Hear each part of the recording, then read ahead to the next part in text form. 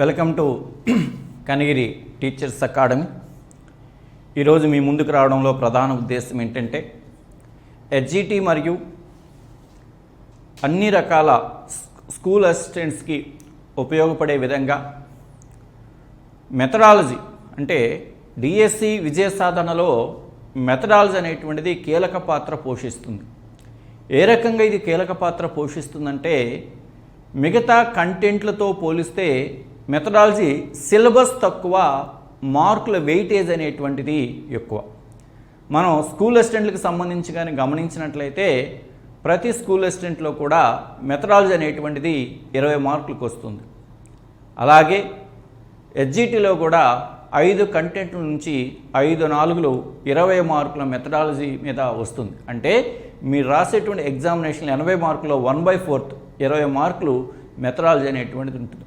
మరి ఈరోజు ముఖ్యంగా మెథడాలజీకి సంబంధించి మూల్యాంకనం అనేటువంటి చాప్టర్లో ఉండేటువంటి కాన్సెప్ట్లు ఏంటి, దాంట్లో ఉన్న భావనలు ఏంటి, దాన్ని ఎలా అభ్యర్థులు ప్రిపేర్ అవ్వాలి అనేటువంటి విషయాల మీద నాకు తెలిసినటువంటి జ్ఞానాన్ని మీకు ఇవ్వడం కోసం ఈరోజు మీకు ముందుకు రావడం అనేటువంటి జరుగుతుంది. మరి ఇక్కడ మూల్యాంకనం అనేటువంటిది అందరికీ ఉపయోగపడుతుందమ్మా.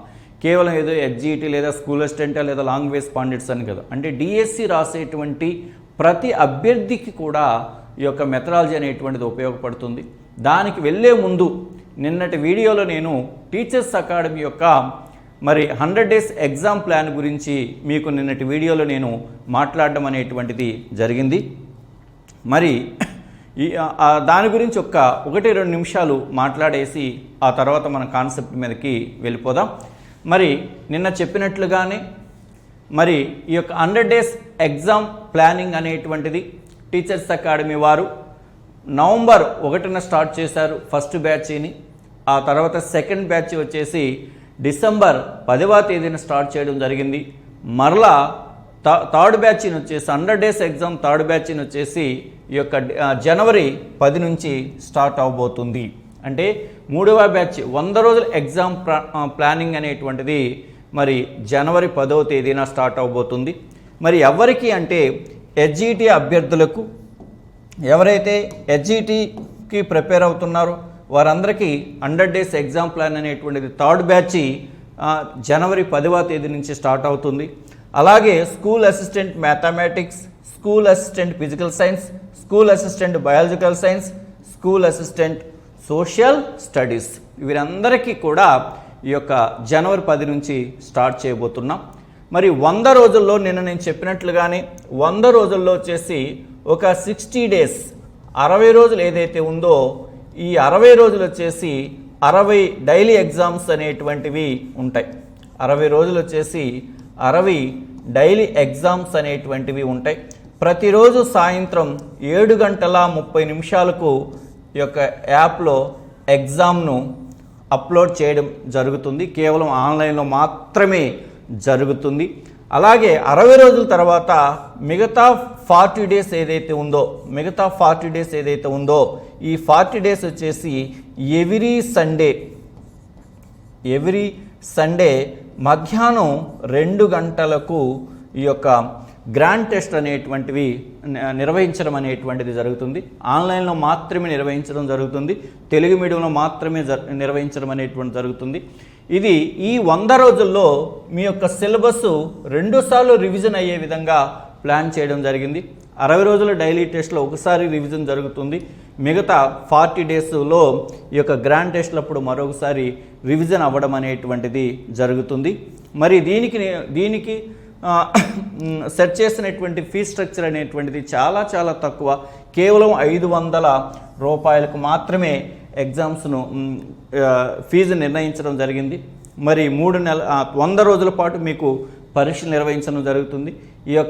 దీని యొక్క వెలిడిటీ 6 నెలలు. 6 నెలల పాటు మీరు రాసినటువంటి ఎగ్జామ్స్ అనేటువంటి యాప్లో మీకు అందుబాటులో ఉంటాయి. మీరు ఎన్నిసార్లు అయినా సరే ఎగ్జామ్ రాసుకోవడానికి అవకాశం ఉంటుంది. ఫస్ట్ బ్యాచ్ వాళ్ళకి 1000 రూపాయల ఫీజు నిర్వహించడం జరిగింది. సెకండ్ బ్యాచ్ వాళ్ళకి కూడా 1000 రూపాయలు. ఇంకా ముఖ్యంగా ఫిజికల్ సైన్స్ వాళ్ళకైతే ఫస్ట్ బ్యాచ్లో 1500 ఫీజు డిసైడ్ చేయడం జరిగింది. ఎందుకంటే అభ్యర్థుల సంఖ్య చాలా తక్కువగా ఉంటారు కాబట్టి వాళ్ళు. సరే, థర్డ్ బ్యాచ్కి వచ్చేటప్పటికి ఎక్కువ మంది అభ్యర్థులకు చేరువ కావాలనేటువంటి ఒక ఆలోచనతో కనిగిరి టీచర్స్ అకాడమీ వారు ఫీజుని 500కు తగ్గించడం జరిగింది. అంటే 100 రోజులు మీరు ఎగ్జామ్ రాస్తారమ్మా, ప్రతిరోజు 5 రూపాయలు ఖర్చు అవుతుంది. మీకు 5 రూపాయలు, రోజుకి 5 రూపాయల ఖర్చుతో ప్రతిరోజు మీరు డైలీ ఎగ్జామ్ రాసుకోవడానికి అవకాశం ఉంటుంది. ఎవరైతే ఎగ్జామ్ రాయాలనుకుంటారో వాళ్ళు టీచర్స్ అకాడమీ కనిగిరి యాప్ను గూగుల్ ప్లే స్టోర్ నుంచి డౌన్లోడ్ చేసుకోండి. సరే, ఇక మనం విషయానికి వెళ్దాం. ఈరోజు ఏ ఉద్దేశంతో అయితే మీ ముందుకు నేను రావడం జరిగిందో దాని గురించి మనం మాట్లాడుకుందాం. మరి డిఎస్సిలో మెథడాలజీ పాత్ర ఏమిటి అనేది మాట్లాడుకుందాం. మరి ఏపీడిఎస్సి అనేటువంటిది 2025 ఏపీడిఎస్సి 2025 అనేటువంటిది ఎస్జిటికి కానీ అలాగే స్కూల్ అసిస్టెంట్స్ ఆల్ లాంగ్వేజ్ కావచ్చు, నాన్ లాంగ్వేజెస్ కావచ్చు, ఎవరైనా కావచ్చు, ఆల్ స్కూల్ అసిస్టెంట్స్ ఎవరికైనా కావచ్చు, అందరికీ కూడా టోటల్గా ఎన్ని మార్కులకి ఎగ్జామ్ జరుగుతుంది? 80 మార్కులకి ఎగ్జామ్ జరుగుతుంది. మరి ఈ 80 మార్కుల్లో మెథడాలజీ ఎన్ని మార్కులకు ఇస్తున్నారు? మెథడాలజీ వచ్చేసి 20 మార్కులకి ఇవ్వడం అనేటువంటిది జరుగుతుంది. అంటే 1/4. 80 మార్కుల్లో 20 మార్కులకు మెథడాలజీ ఉంటుంది. ఇప్పుడు ఎస్జిటినే మనం తీసుకున్నట్లయితే ఎస్జిటి వాళ్ళకి 5 కంటెంట్లు ఉంటాయి. 5 4 20 మార్కులు. అంటే 5 కంటెంట్లు అంటే Telugu, English, mathematics, general science, అలాగే సోషల్ స్టడీస్. ఎస్జిటి వాళ్ళకి 5 కంటెంట్లు ఉంటాయమ్మా. 5 4 20 మార్కులు ఉంటాయి. స్కూల్ అసిస్టెంట్లు వాళ్ళందరికీ కూడా ఏ స్కూల్ అసిస్టెంట్ అయితే ఎగ్జామ్ రాస్తున్నారో ఆ సబ్జెక్ట్లో మాత్రమే 20 మార్కులకు నిర్వహించడం అనేటువంటి జరుగుతుంది. క్వశ్చన్స్ ఎన్ని ఉంటాయి? 40 క్వశ్చన్స్ ఉంటాయి. 40 క్వశ్చన్స్ ఉంటాయి. అంటే ప్రతి ప్రశ్నకు 1/2 మార్కు కదా, 40 ప్రశ్నలు ఉంటాయి. కాబట్టి మెథడాలజీ అనేటువంటిది చాలా కీలక పాత్ర పోషిస్తుంది డిఎస్సి యొక్క విజయ సాధనలో. మరి ఇది సిలబస్ తక్కువ, మార్కుల వెయిటేజ్ అనేటువంటిది చాలా ఎక్కువ. కానీ అభ్యర్థులు ఎక్కువ సమయము డిఎస్సికి ప్రిపేర్ అయ్యేటువంటి అభ్యర్థులు కానీ మనం గమనిస్తే ఎక్కువ మంది వాళ్ళు నిరంతరము కంటెంట్లే ప్రిపేర్ అవుతూ ఉంటారు. కంటెంట్లకు ఎక్కువ సమయాన్ని కేటాయిస్తుంటారు, మెథడాలజీ చాలా తక్కువ సమయాన్ని కేటాయిస్తుంటారు. ఎందుకంటే ఒకే ఒక పుస్తకం ఉంటుంది కాబట్టి మెథడాలజీ దాని పట్ల కొంత నిర్లక్ష్య భావన ఉంటుంది. కానీ మార్కుల పరంగా చూస్తే దానికి చాలా వెయిటేజ్ ఉంటుంది. కాబట్టి మెథడాలజీని అవగాహన పరచాలనేటువంటి ఆలోచనతో ఈరోజు మీకు ముందుకు రావడం అనేటువంటి జరిగింది.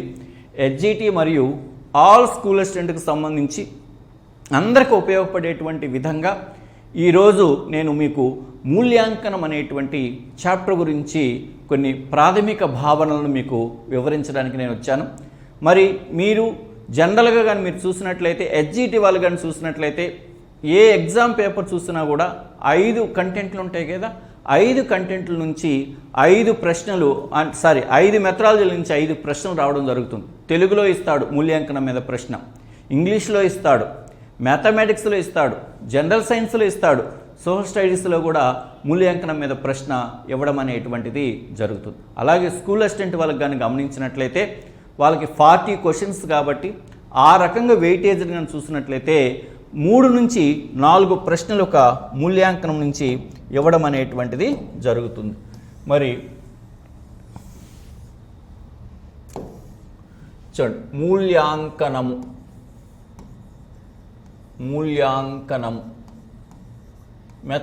మెథడాలజీలో ఒక ముఖ్యమైన చాప్టర్ ఏంటంటే మూల్యాంకనం.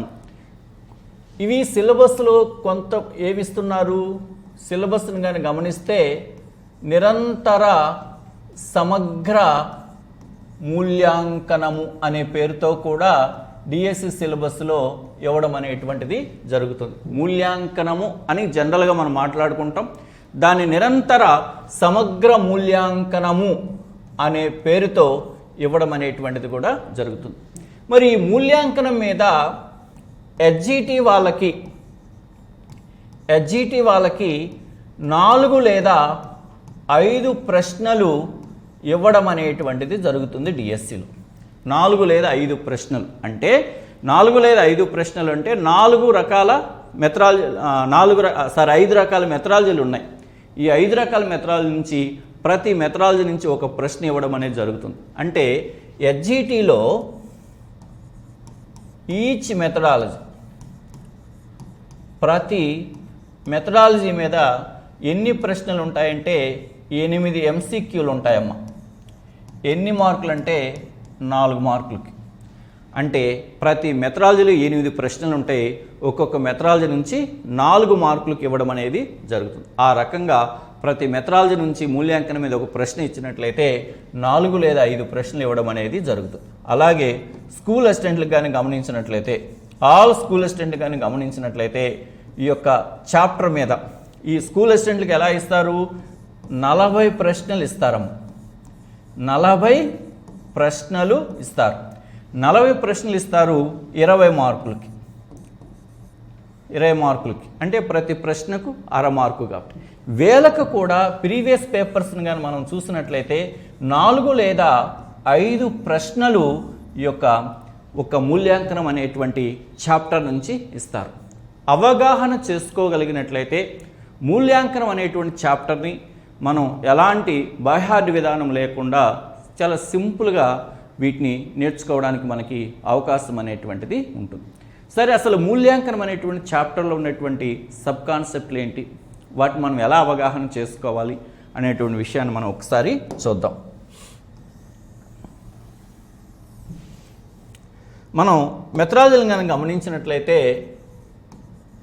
మూల్యాంకనము, ఎవల్యూషన్ అనేటువంటి చాప్టర్ని కొన్ని ఉప అంశాలుగా మనం విభజించుకోవచ్చు. ఏంటది? మూల్యాంకన భావన, మూల్యాంకన భావన, అలాగే మూల్యాంకనం రకాలు, మూల్యాంకనం రకాలు, అలాగే ఉత్తమ మూల్యాంకన లక్షణాలు, ఉత్తమ మూల్యాంకన లక్షణాలు, అలాగే నిరంతర సమగ్ర మూల్యాంకనం, నిరంతర సమగ్ర మూల్యాంకనం సిసిఈ, అలాగే మూల్యాంకన సాధనాలు, మూల్యాంకన సాధనాలు, ఎవల్యూషన్ టూల్స్. ఇలా మూల్యాంకనం అనేటువంటి చాప్టర్ని ఒక 5 ప్రధానమైనటువంటి ఉప అంశాలుగా మనం వీటిని విభజించుకోవచ్చు. మీరు ఏ మెథడాలజీని చూసినా కూడా ఆ మెథడాలజీలో మూల్యాంకన భావన మీద కొన్ని అంశాలు ఉంటాయి, మూల్యాంకన రకాలు, ఉత్తమ మూల్యాంకనం యొక్క లక్షణాలు, నిరంతర సమగ్ర మూల్యాంకనం, ప్రజెంట్ అమలయ్యేటువంటి నిరంతర సమగ్ర మూల్యాంకనం గురించి, ఈ నిరంతర సమగ్ర మూల్యాంకనంలో భాగంగానే ఈ యొక్క స్కాలాస్టిక్ అచీవ్మెంట్ టెస్ట్, పాండిత్య సాధన నికష తయారీ, దీన్నే గతంలో మనం సింపుల్గా యూనిట్ టెస్ట్ అని చెప్పేసి పిలిచేవాళ్ళం. అలాగే మూల్యాంకన సాధనాలు, ఎవల్యూషన్ టూల్స్. ఇవి ఒక 5 ప్రధాన అంశాలుగా మనం వీటిని విడగొట్టుకోవచ్చు. మనం ఒకే వీడియోలో ఈ 5 అంశాల గురించి మనం మాట్లాడుకోవాలంటే చాలా ఎక్కువ సమయం తీసుకుంటుంది. కాబట్టి నేను మీకు ఒక 5 వీడియోల రూపంలో ఈ యొక్క మూల్యాంకనం మీద మీకు సంపూర్ణ అవగాహన ఇవ్వడానికి నేను ప్రయత్నము చేస్తాను. ప్రశ్నలు ఎలా ఇస్తారు, కాన్సెప్ట్ ఎలా ఉంటుంది, మీరు వాటిని ఈజీగా ఎలా గుర్తుపెట్టుకోవాలి, ఈ విషయాలన్నింటినీ కూడా నేను మీకు డీటెయిల్డ్గా ఇస్తాను. కాబట్టి ఈరోజు క్లాసులో మనము మూల్యాంకనము భావన అనే దాని గురించి మాట్లాడుకోవడానికి ప్రయత్నము చేద్దాం.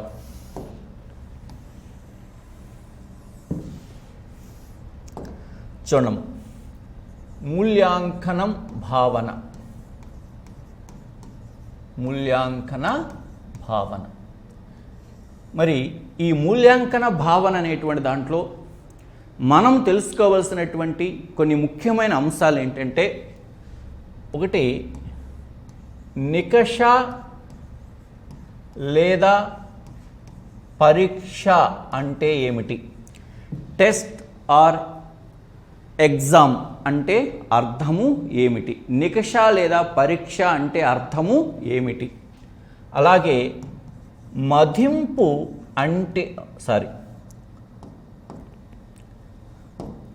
నికష లేదా పరీక్ష అంటే ఏమిటి, అలాగే మాపనము మెజర్మెంట్ మాపనం అంటే ఏమిటి, అలాగే మదింపు అంటే ఏమిటి, అలాగే మూల్యాంకనము అంటే ఏమిటి, వీటికి ఈ భావనలకు మనకు అర్థం తెలియాలి. నికష లేదా పరీక్ష అంటే ఏమిటి, మాపనము మెజర్మెంట్ అంటే ఏమిటి, అలాగే అసెస్మెంట్ మదింపు లేదా అంచనా లేదా పరిగణన అంటే ఏమిటి, అలాగే ఎవల్యూషన్ మూల్యాంకనము అంటే ఏమిటి, అలాగే ఈ మూల్యాంకనానికి సంబంధించి మూల్యాంకనం యొక్క భావన తెలుసుకోవడంతో పాటు మూల్యాంకనం యొక్క నిర్వచనాలు గురించి తెలుసుకుంటాం. మూల్యాంకనం యొక్క స్వభావం లేదా లక్షణాల గురించి తెలుసుకుంటాం. మూల్యాంకనం యొక్క నిర్వచనాల గురించి తెలుసుకుంటాం, అలాగే మూల్యాంకనం యొక్క స్వభావం లేదా లక్షణాల గురించి కూడా తెలుసుకుంటాం. ఇక్కడ చూడండి, మదింపు యొక్క భావన దాని యొక్క అర్థం తెలుసుకుంటాం. తెలుసుకోవడంతో పాటు మదింపు యొక్క రకాల గురించి తెలుసుకుంటాం. మదింపు యొక్క రకాల గురించి తెలుసుకుంటాం. మదింపులో ఉండేటువంటి రకాలు ఏమిటనేటువంటిది కూడా తెలుసుకుంటాం. అలాగే మదింపు యొక్క ఉపగమాల గురించి అప్రోచెస్ ఆఫ్ అసెస్మెంట్ మదింపు యొక్క ఉపగమాల గురించి కూడా తెలుసుకుంటాం.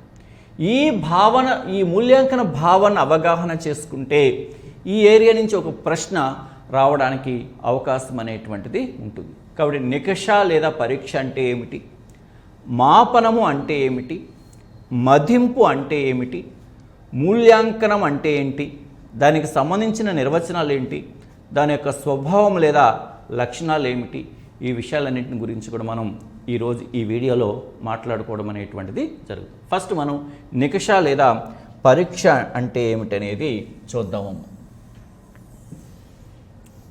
చూడండి, ఫస్ట్ నికష, దీని ఇంగ్లీష్లో మనం టెస్ట్, నికష టెస్ట్. అలాగే పరీక్ష, పరీక్ష ఎగ్జామ్, ఎగ్జామ్. నికష లేదా పరీక్ష.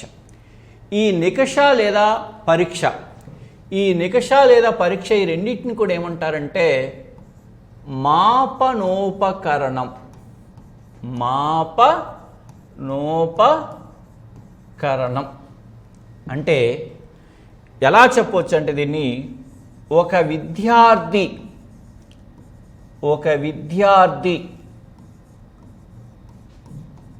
ప్రవర్తన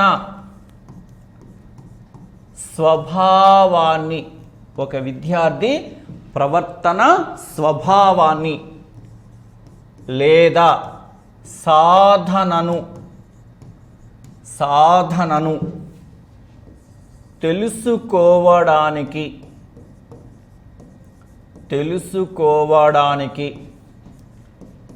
ఉపయోగించే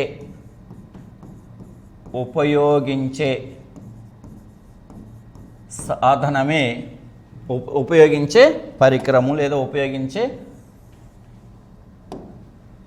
ఉపయోగించే పరికరాన్ని ఏమంటారు అంటే నికష లేదా పరీక్ష అంటాం.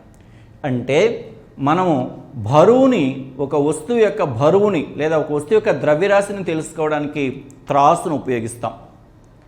అలాగే ఒక వ్యక్తి యొక్క పొడవును తెలుసుకోవడానికి స్కేలుని ఉపయోగిస్తాం. అలాగే ఒక విద్యార్థి యొక్క ప్రవర్తన లేదా ఒక విద్యార్థి యొక్క స్వభావము లేదా ఉపాధ్యాయుడు చెప్పినటువంటి పాఠ్యాంశాలను విద్యార్థి ఏ మేరకు అర్థం చేసుకున్నాడో తెలుసుకోవడానికి ఉపయోగించే ఒక సాధనమే నికష లేదా పరీక్ష.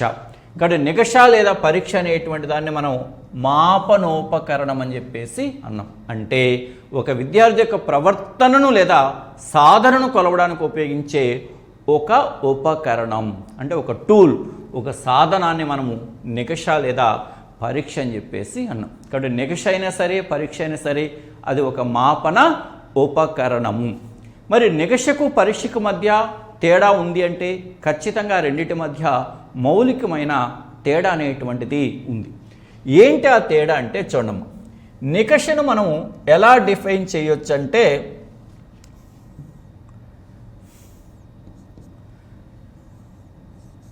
పరిధి తక్కువగా ఉండేది నికష అయితే, పరిధి దాని యొక్క స్కోప్ పరిధి ఎక్కువగా ఉండేదాన్ని ఎగ్జామ్ పరీక్ష అని చెప్పేసి అనొచ్చు.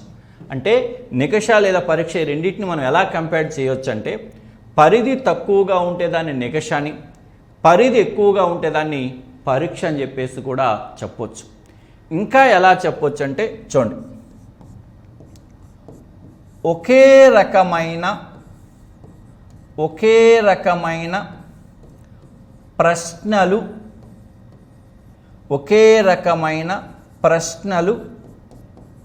కలిగి ఉండేదానిని ఏమంటారంటే నికష అంటారమ్మ. ఒకే రకమైన ప్రశ్నలు కలిగి ఉంటే దాన్ని ఏమంటాము? నికష అంటాం.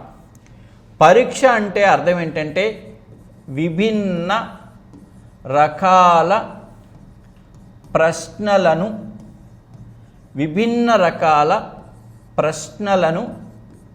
కలిగి ఉండే దానిని ఏమంటారంటే పరీక్ష అంటారు.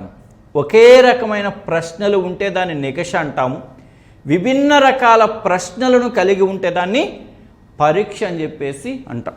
ఒకే రకమైన ప్రశ్నలు కలిగి ఉంటే దాన్ని నికష, విభిన్న రకాల ప్రశ్నలను కలిగి ఉంటే దాన్ని పరీక్ష అని చెప్పేసి చెప్తాం. ఇంకా ఏమన్నాం? పరిధి తక్కువగా ఉంటే దాన్ని నికష అంటాం, పరిధి ఎక్కువగా ఉంటే దాన్ని ఏమంటాం? పరీక్ష అని చెప్పేసి కూడా అంటాం.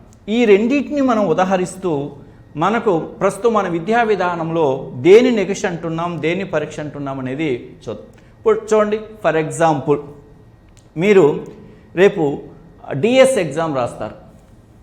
డిఎస్ ఎగ్జామ్ రాస్తారు, దాన్ని ఏమంటున్నాం? టీఆర్టీ అంటున్నాం. TRT, teachers recruitment test.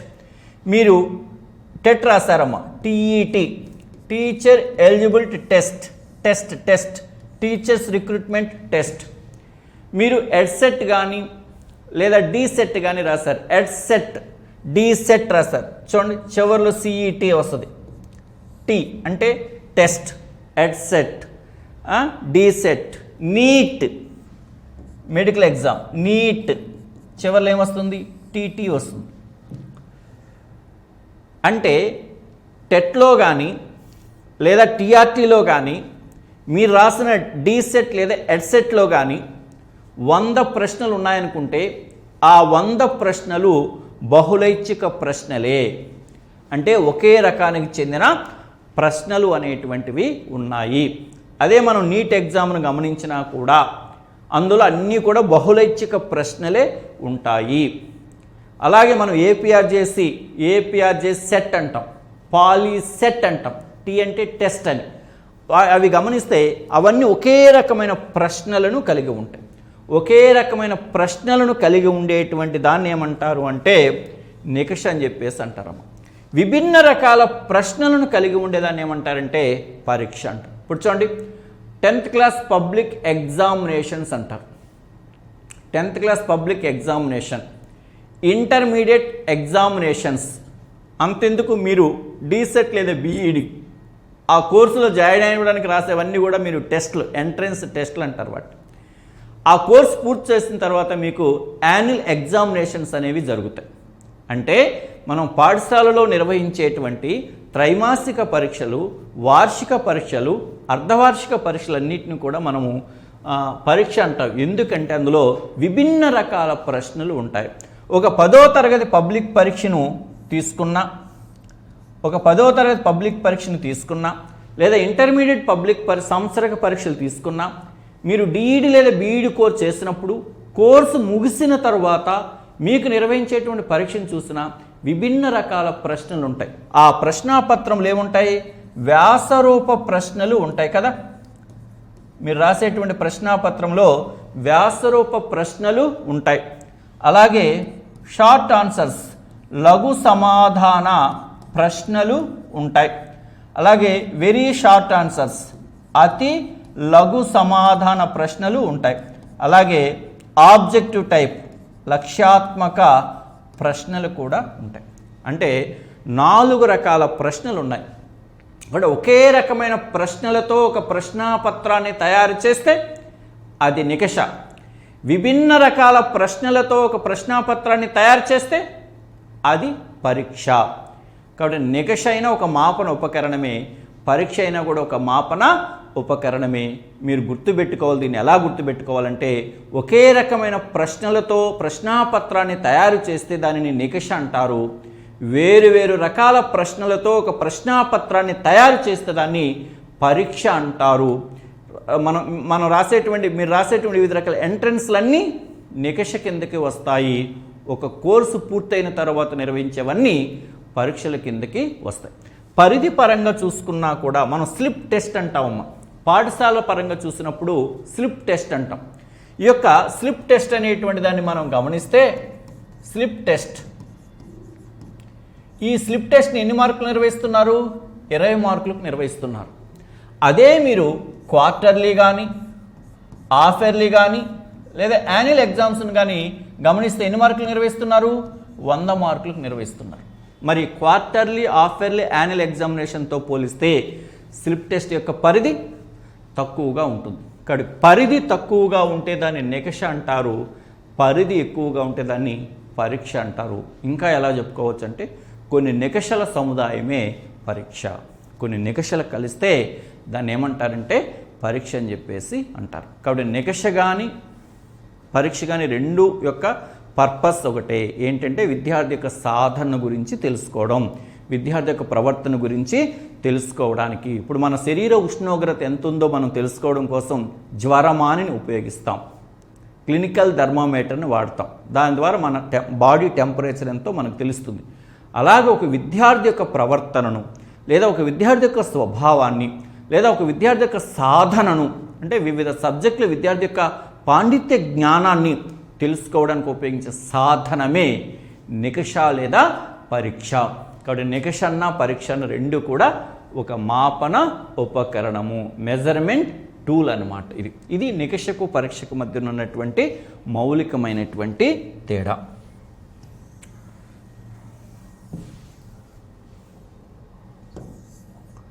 చూడండి, తర్వాత మనము మాపనం అంటే ఏంటో చూద్దాం. మాపనం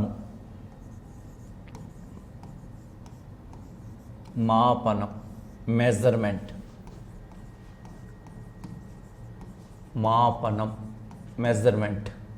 చూడండి, మాపనం అంటే అర్థం ఏంటంటే ఒక నికష లేదా పరీక్షను ఉపయోగించి విద్యార్థి యొక్క సాధనను కొలుస్తాం.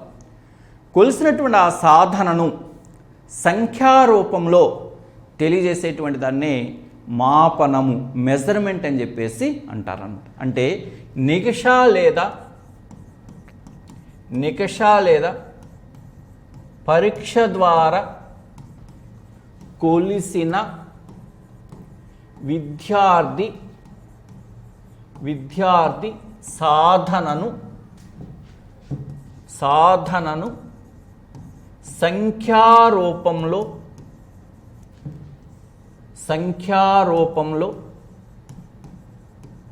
తెలియచేయడాన్ని ఏమంటారంటే మాపనము అంటారు. చూడండి, ఒక నికష లేదా పరీక్ష ద్వారా కొలిచిన విద్యార్థి సాధనను లేదా విద్యార్థి యొక్క ప్రవర్తనను సంఖ్యారూపంలో తెలియచేయడాన్ని ఏమంటారంటే మాపనము, మెజర్మెంట్ అని చెప్పేసి అంటారు.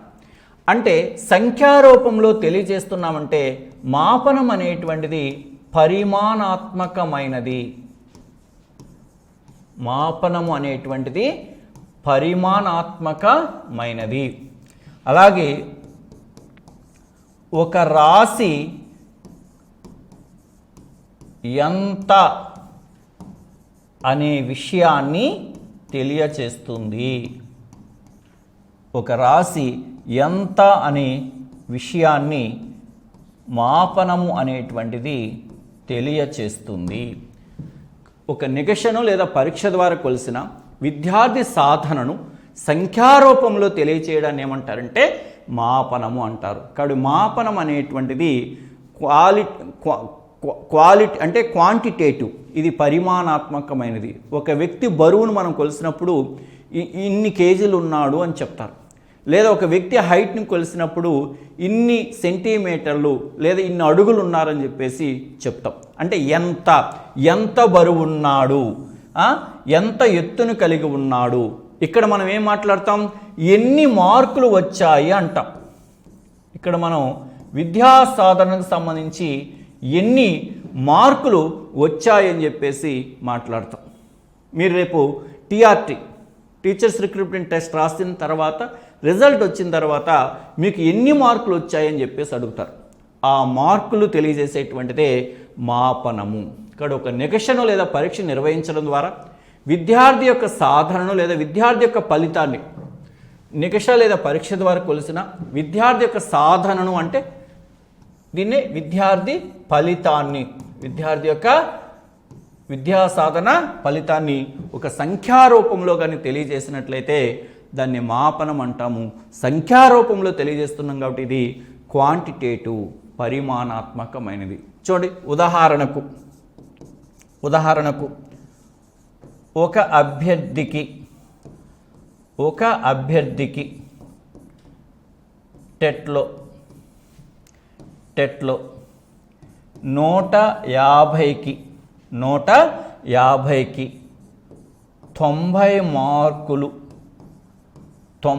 మార్కులు వచ్చాయి.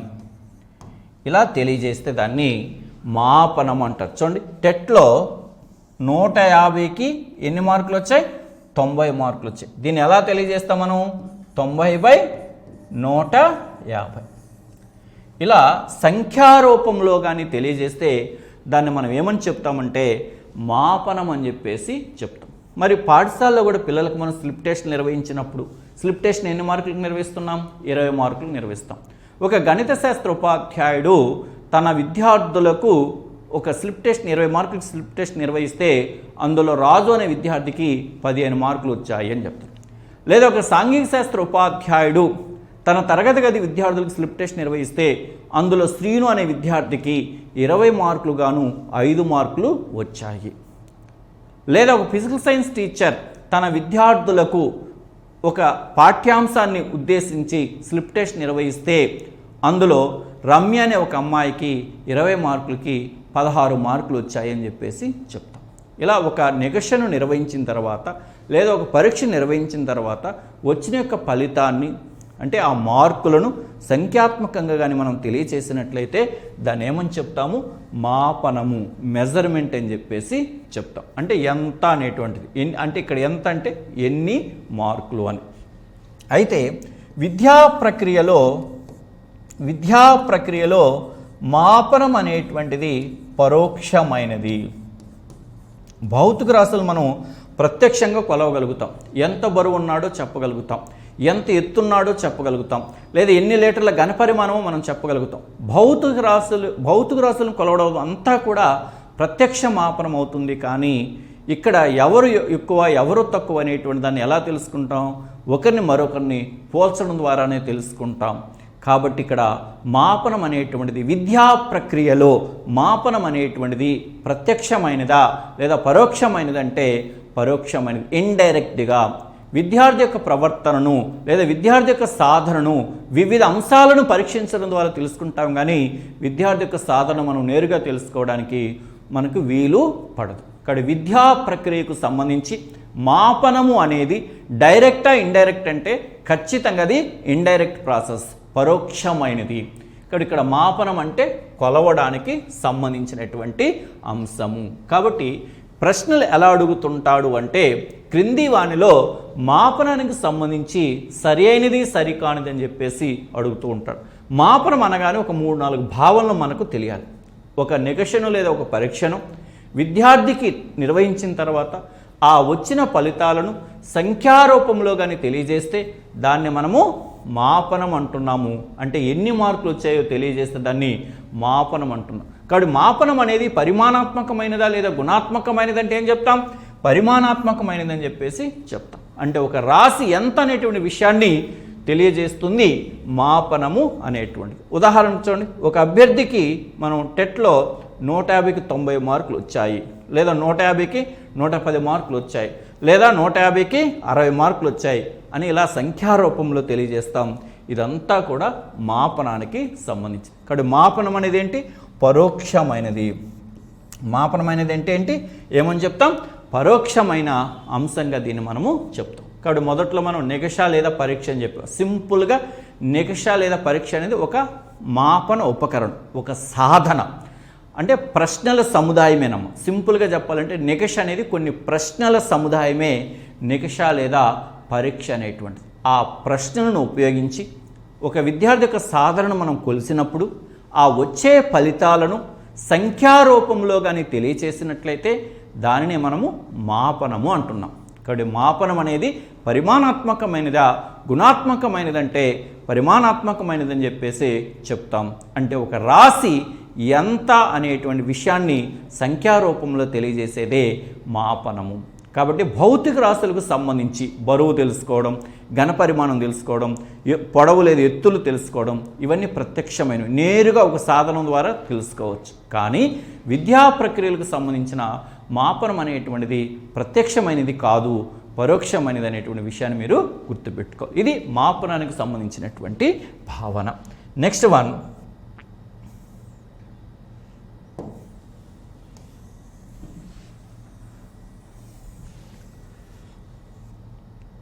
చూడండి. నెక్స్ట్ వన్ వచ్చేసి మూల్యాంకనం అంటే ఏంటో చూద్దాం. మూల్యాంకనం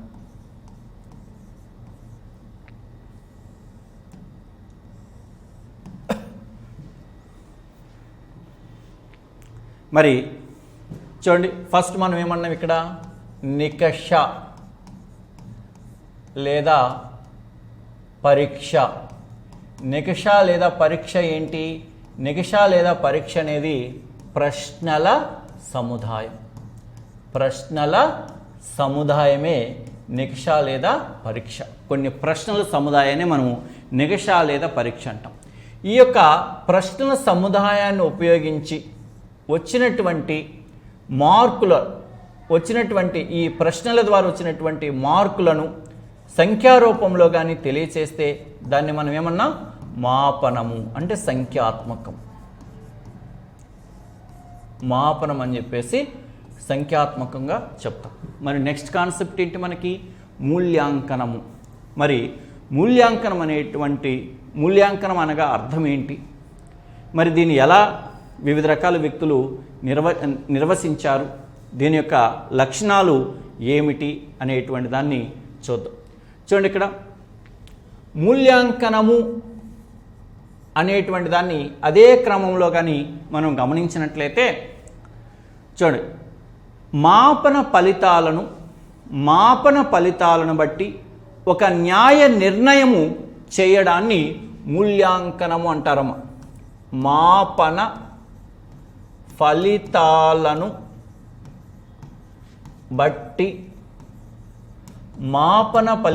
బట్టి ఒక న్యాయ నిర్ణయం చేయడాన్ని ఏమంటారంటే మూల్యాంకనం అని చెప్పేసి అంటారు. జడ్జిమెంట్. మాపన ఫలితాలను బట్టి ఒక న్యాయ నిర్ణయం చేయడాన్ని ఏమంటారంటే మూల్యాంకనం అని చెప్పేసి అంటారు. చూడండి, ఫర్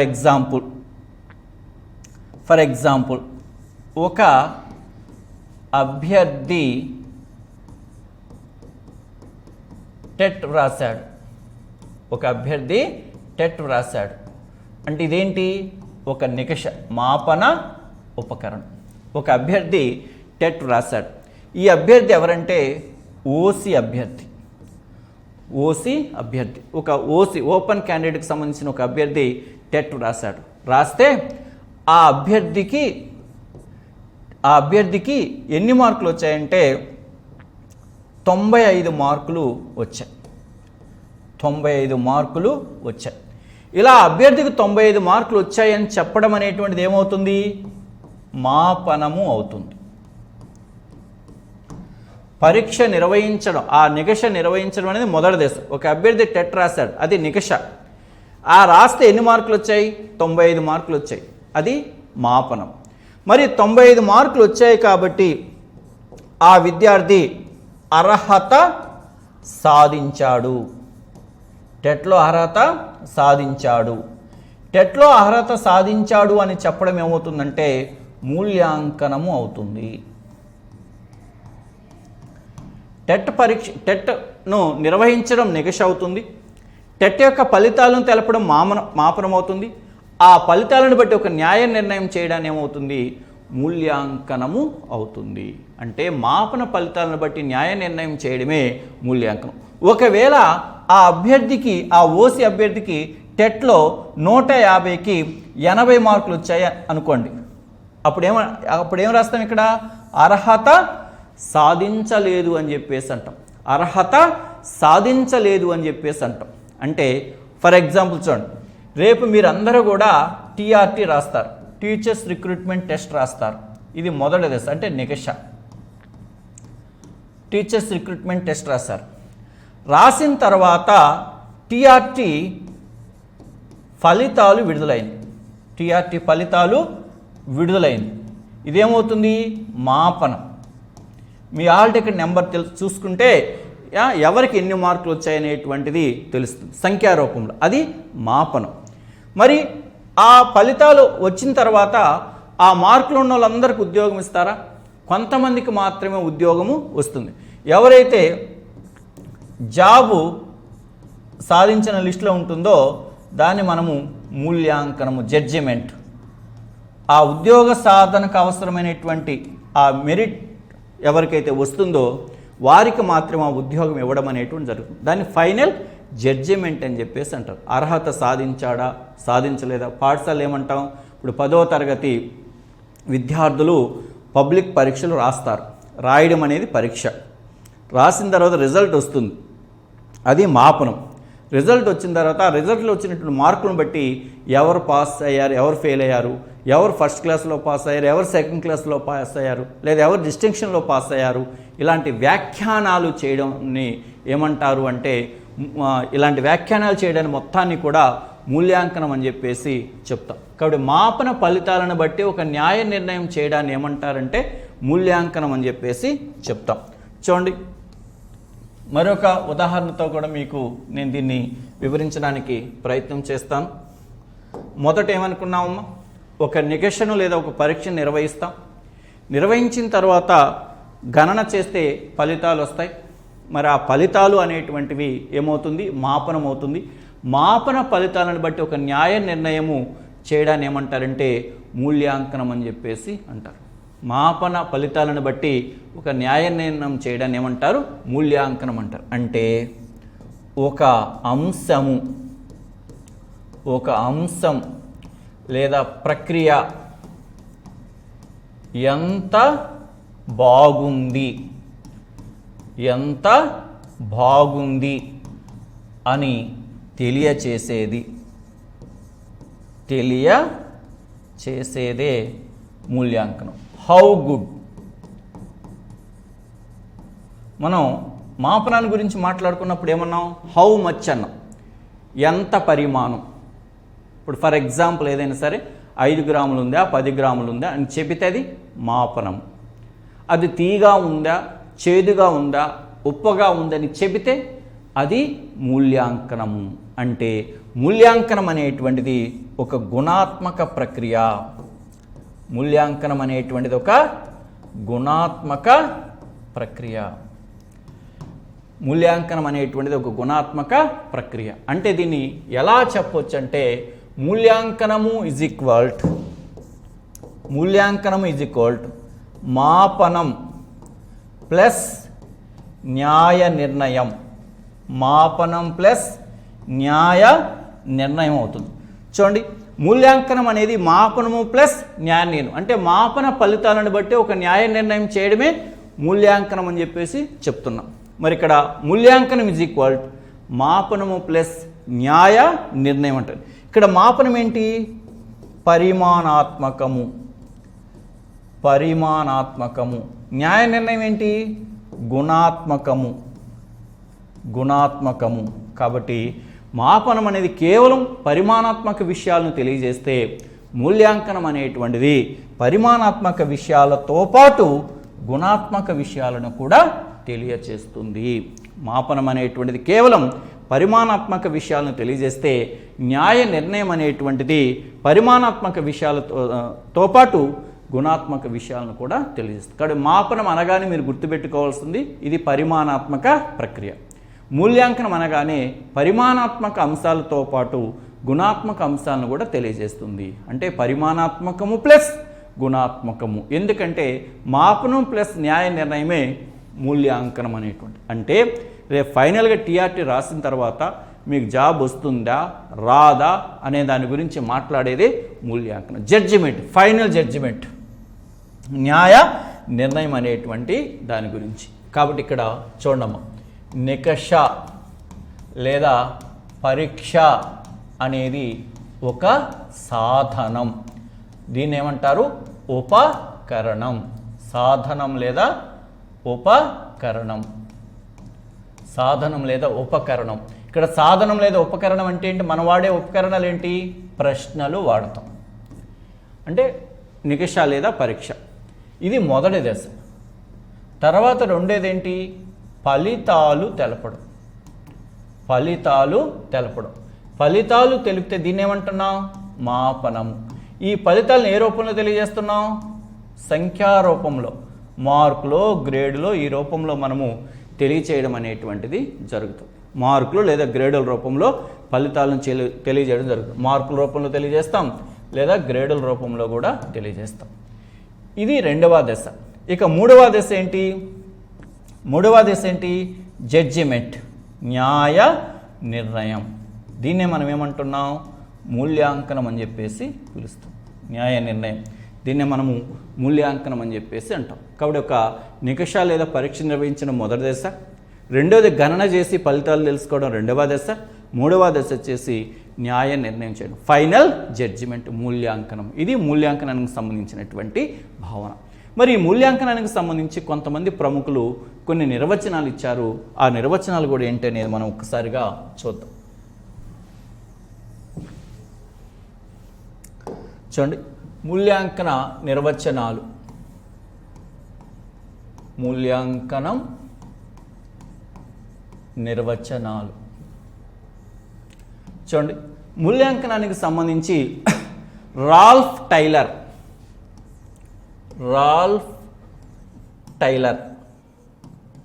మూల్యాంకనానికి సంబంధించి రాల్ఫ్ టైలర్ ఇచ్చినటువంటి నిర్వచనం ఏంటంటే, విద్యా లక్ష్యాల సాధన ఎంతవరకు, విద్యా లక్ష్యాల సాధన ఎంతవరకు జరిగినదో తెలుసుకోవడానికి ఉపయోగపడినదే మూల్యాంకనము అని చెప్పేసి రాల్ఫ్ టైలర్ అనేటువంటి వ్యక్తి ఇచ్చిన నిర్వచనం. విద్యా లక్ష్యాల యొక్క సాధన ఎంతవరకు జరిగినదో తెలుసుకోవడానికి ఉపయోగపడేదే మూల్యాంకనం అని చెప్పేసి చెప్పడం జరిగింది. మరొక నిర్వచనం ఏంటంటే, విద్యా విజ్ఞాన సర్వస్వం 1960. విద్యా విజ్ఞాన సర్వస్వం 1960 అంటే వీరిచ్చినటువంటి నిర్వచనం ఏంటంటే, ఎన్నుకున్న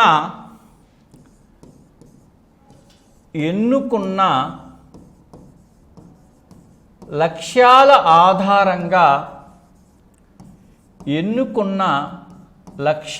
ఆధారంగా మనం ఏ లక్ష్యాలనైతే ఎన్నుకున్నామో ఆ ఎన్నుకున్న లక్ష్యాల ఆధారంగా ఏ మేరకు యోగ్యత సాధించడం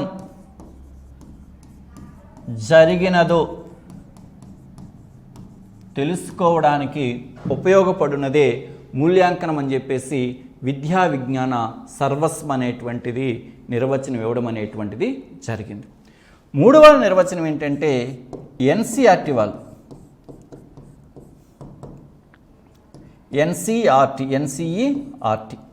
ఎన్సీఆర్టీ వాళ్ళు ఇచ్చినటువంటి నిర్వచనం ఏంటంటే 3 అంశాల పరంగా చెప్పారు వీళ్ళు. లక్ష్యాల సాధన గురించి, అభ్యసన అనుభవాల గురించి, అలాగే విద్యా గమ్యాల గురించి చెప్పడం జరిగింది. ఇక్కడ ఇచ్చినటువంటి నిర్వచనంలో ఆ లక్ష్యాలు, అలాగే అభ్యసన అనుభవాలు, విద్యా గమ్యాలు ఈ 3 భావనలుగా ఉన్నట్లయితే దాన్ని ఆ నిర్వచనం ఇచ్చింది ఎవరంటే జాతీయ విద్యా పరిశోధన మరియు శిక్షణ మండలి ఎన్సీఆర్టీ. వీళ్ళు ఏమంటారంటే లక్ష్యాల సాధన, అలాగే అభ్యసన అనుభవాల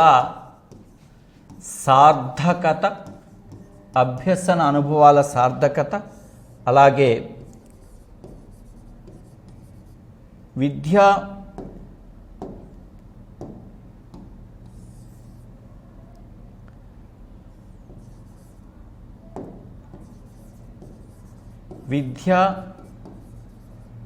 గమ్యాల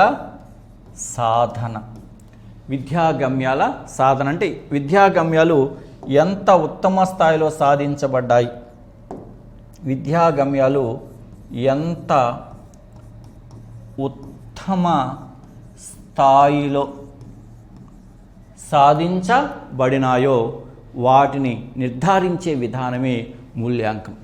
అంటే లక్ష్యాల సాధన ఎంత మేరకు జరిగినది, ఆ లక్ష్యాలను సాధించడానికి ప్రవేశపెట్టిన అభ్యసన అనుభవాల యొక్క సార్థకత ఏ మేరకు నెరవేరినది, అలాగే విద్యా గమ్యాలు ఎంత ఉత్తమ స్థాయిలో సాధించబడినాయి అనేటువంటి అంశాలు, ఈ 3 అంశాలను నిర్ధారించడానికి, జడ్జి చేయడానికి ఉపయోగపడేదే మూల్యాంకనం అని చెప్పేసి ఎన్సీఆర్టీ వాళ్ళు చెప్పడం జరిగింది.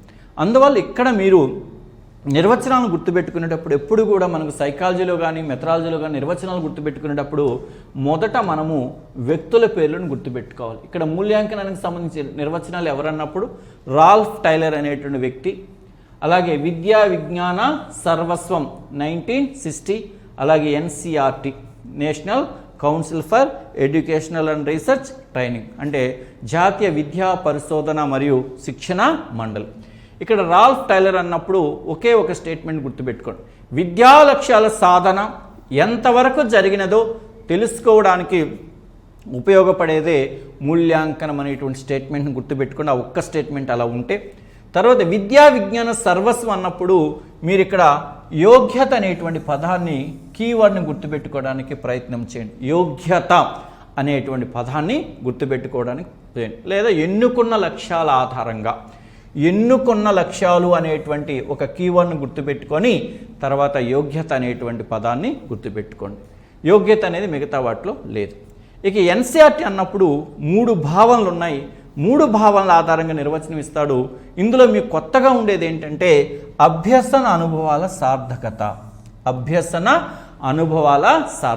ఇక్కడ మూల్యాంకనం మీద నిర్వచనాలు ఇచ్చినప్పుడు విద్యా లక్ష్యాలు సాధించడం ఎంతవరకు జరిగినదో తెలుసుకోవడానికి ఉపయోగపడేదే మూల్యాంకనం అనే నిర్వచనం ఇచ్చిన వ్యక్తి ఎవరంటే రాల్ఫ్ టైలర్ అని. అలాగే విద్యా విజ్ఞాన సర్వస్వం నిర్వచనం అయినట్లయితే ఎన్నుకున్నటువంటి లక్ష్యాలు, ఎన్నుకున్న లక్ష్యాలు అనుకున్నప్పుడు ఏ మేరకు యోగ్యత సాధించబడిందో, కాబట్టి ఎన్నుకున్న లక్ష్యాలు అనే పదాన్ని గుర్తుపెట్టుకోండి, యోగ్యత అనేటువంటి పదాన్ని గుర్తుపెట్టుకోండి.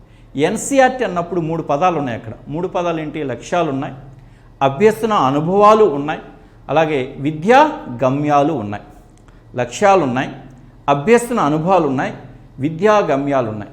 ఇందులో జస్ట్ ఒక పదాన్ని గుర్తుపెట్టుకోండి, అభ్యసన అనుభవాల లేదా సాధన లేదా సమర్థత లేదా సార్థకత అని చెప్పేసి ఇస్తాడు. కాబట్టి లెర్నింగ్ ఎక్స్పీరియన్సెస్. కాబట్టి లక్ష్యాల పరంగా, అభ్యసన అనుభవాల పరంగా, విద్యా గమ్యాల పరంగా మూల్యాంకనం గురించి నిర్వచనం ఇచ్చింది ఎవరంటే ఎన్సీఆర్టీ. ఇవి మూల్యాంకనానికి సంబంధించి ప్రముఖంగా అన్ని మెథడాలజీలో దాదాపుగా కామన్గా ఉండేటువంటి నిర్వచనాలుగా వీటిని మీరు గుర్తుపెట్టుకోవచ్చు. ముఖ్యంగా ఈ నిర్వచనాలు సోషల్ మెథడాలజీలో ఉన్నాయి. తర్వాత ఫిజికల్ సైన్స్ మెథడాలజీలో ఈ నిర్వచనాలు సేమ్ ఇవే నిర్వచనాలను సోషల్ స్టడీస్లో ఇవ్వడం జరిగింది. ఎస్జిటి వాళ్ళైనా స్కూల్ అసిస్టెంట్ వాళ్ళకైనా ఎక్కువగా. తర్వాత ఫిజికల్ సైన్స్లో కూడా ఈ నిర్వచనాలు ఇవ్వడం అనేటువంటి జరిగింది. ఇక్కడ రాల్ఫ్ టైలర్ నిర్వచనం, అలాగే విద్యా విజ్ఞాన సర్వస్వం, అలాగే ఎన్సీఆర్టీ యొక్క నిర్వచనం. ఇక్కడ నిర్వచనాలు ఎప్పుడు కూడా కీవర్డ్ గుర్తుపెట్టుకోవాలి. ఆ నిర్వచనాలు చెప్పినటువంటి వ్యక్తుల పేర్లు గుర్తుపెట్టుకోవాలి. నెక్స్ట్ వన్ చూడండి.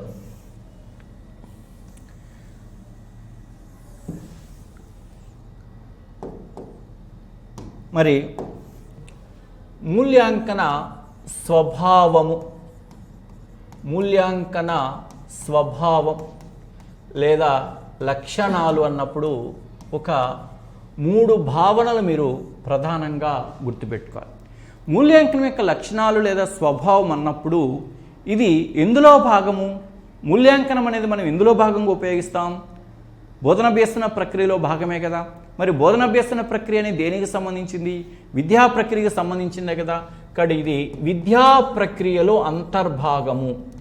మూల్యాంకనం అనేటువంటిది విద్యా ప్రక్రియలో అంతర్భాగం. మూల్యాంకనం అనేటువంటిది విద్యా ప్రక్రియలో దీని అంతర్భాగం అని చెప్పవచ్చు. అంటే మూల్యాంకనాన్ని విద్య నుంచి విడగొట్టలేము, లేదా విద్యను మూల్యాంకనం నుంచి విద్యను విడగొట్టలేము, అలాగే విద్య నుంచి మూల్యాంకనాన్ని కూడా విడగొట్టలేము. విద్యార్థికి మనం పాఠ్యాంశాన్ని బోధిస్తున్నామంటే ప్రశ్నల ద్వారానే మనం బోధిస్తుంటాం. ప్రశ్నించడం ద్వారానే విద్యార్థిని మనం బోధన చేయడం అనేటువంటి జరుగుతుంది. కాబట్టి మూల్యాంకనం అనేటువంటిది విద్యా ప్రక్రియలో ఒక భాగం. దీన్ని ఎలా చేస్తాం? ఒక క్రమ పద్ధతిలో చేస్తాం. క్రమబద్ధమైన ఒక శాస్త్రీయ ప్రక్రియ, క్రమబద్ధమైన ఒక శాస్త్రీయ ప్రక్రియ.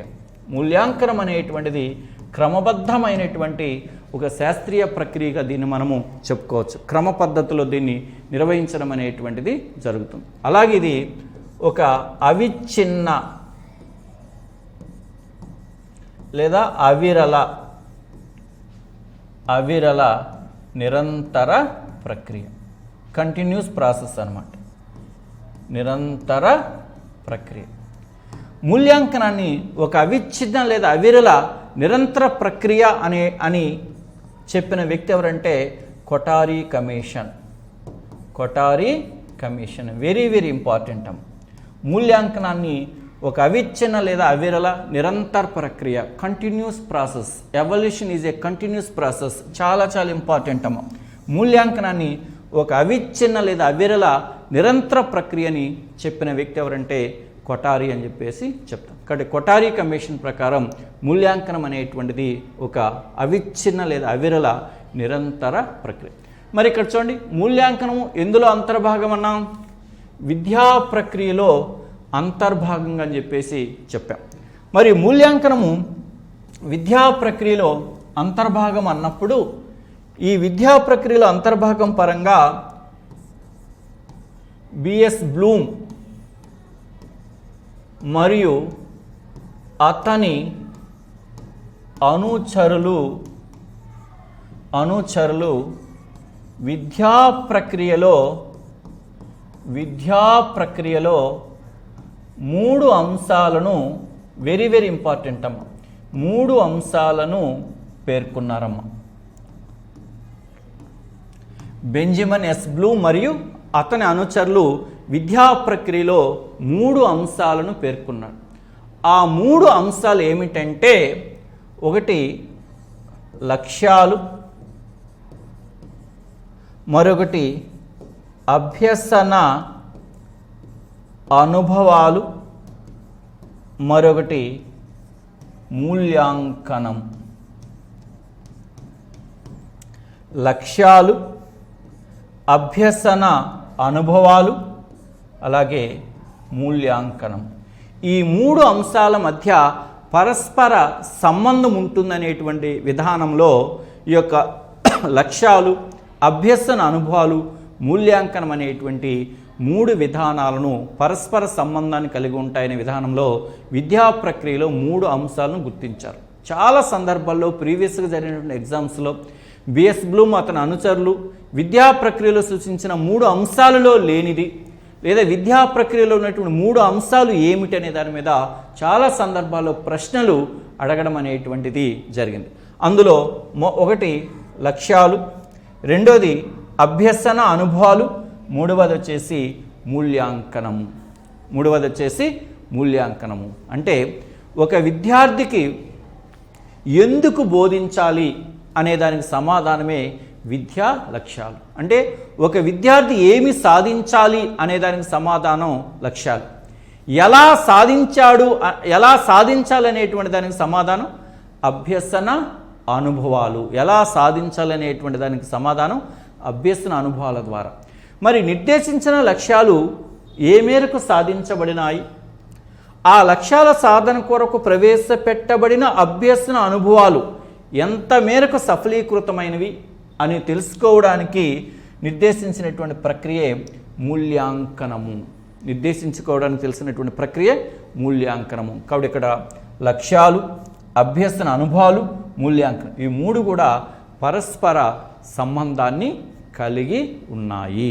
కాబట్టి ఒక విద్యార్థికి ఏమి బోధించాలి, లేదా ఎందుకు బోధించాలి, లేదా విద్యార్థి ఏమి సాధించాలి అనే ప్రశ్నలకు సమాధానం లక్ష్యాలైతే, ఆ లక్ష్యాలను ఎలా సాధించాలి అనే దానికి సమాధానం అభ్యసన అనుభవాలైతే, ప్రవేశపెట్టిన లక్ష్యాలు ఏ మేరకు సాధించబడినాయి, ఆ లక్ష్యాల సాధన కొరకు ప్రవేశపెట్టబడిన అభ్యసన అనుభవాలు ఏ మేరకు సఫలీకృతమైనవి తెలుసుకోవడానికి చేసే ప్రయత్నమే మూల్యాంకనము. కాబట్టి లక్ష్యాలు, అభ్యసన అనుభవాలు, మూల్యాంకనం, ఇవి మూడు కూడా పరస్పర సంబంధాన్ని కలిగి ఉంటాయి. కాబట్టి ఇవి చాలా చాలా ఇంపార్టెంట్. ఈ మూడిటి మధ్య పరస్పర సంబంధం అనేది ఉంటుంది. కాబట్టి ఆధునిక విద్యా విధానంలో ఈ యొక్క లక్ష్యాలు, అభ్యసన అనుభవాలు, మూల్యాంకనం అనే ఈ మూడు అంశాలతో పాటు 4వ అంశంగా చేరినటువంటి అంశం ఏంటంటే కంటెంట్, విషయము. 4వ అంశంగా చేరినటువంటి ఇది ఏంటంటే కంటెంట్, విషయం. ఆధునిక విద్యా ప్రక్రియలో ఎన్ని అంశాలు ఉన్నాయంటే 4 అంశాలు. 4 అంశాలు ఏంటంటే లక్ష్యాలు, అభ్యసన అనుభవాలు, మూల్యాంకనము, విషయం అనేవి 4 అంశాలు ఉన్నాయి. కానీ బెంజమిన్ బ్లూమ్ అతని అనుచరుల ప్రకారం విద్యా ప్రక్రియలో ఉండే 3 అంశాలు ఏంటంటే లక్ష్యాలు, అభ్యసన అనుభవాలు, అలాగే మూల్యాంకనము. Very very very important. ఈ 3 పదాలు మీకు గుర్తుండాలి. బెంజమిన్ ఎస్ బ్లూమ్ మరియు అతని అనుచరులు సూచించిన విద్యా ప్రక్రియలోని 3 అంశాలు ఏమిటంటే లక్ష్యాలు, అభ్యసన అనుభవాలు, మూల్యాంకనం. ఎందుకు బోధించాలి, లేదా విద్యార్థి ఏమి సాధించాలి, లేదా విద్యార్థి ప్రవర్తనలో ఆశించిన ప్రవర్తన మార్పు ఏమిటి అనే ప్రశ్నలకు సమాధానం లక్ష్యాలు. లక్ష్యాలను సాధించడానికి అవసరమైనటువంటి ఉపకరణాలు లేదా సాధనాలు ఏంటంటే అభ్యసన అనుభవాలు. మూల్యాంకనం అంటే అర్థం ఏంటంటే నిర్దేశించిన లక్ష్యాలను ఏ మేరకు సాధించడం జరిగినది, లక్ష్య సాధన కొరకు ప్రవేశపెట్టబడిన అభ్యసన అనుభవాలు ఏ మేరకు సక్సెస్ అయినవి, అంటే ఏ మేరకు సఫలీకృతమైనవో తెలుసుకోవడానికి చేసే ప్రయత్నమే మూల్యాంకనం అని చెప్పేసి చెప్పడం జరిగింది. ఈ 3 భావనలు ఒక పరస్పర సంబంధాన్ని కలిగి ఒక త్రిభుజాకారంలో వాటి మధ్య పరస్పర సంబంధాన్ని కలిగి ఉంటాయి అన్నమాట. ఇవి నెక్స్ట్ మనకి ఇక్కడ కావాల్సిన మరొక కాన్సెప్ట్ ఏంటంటే చూడండి,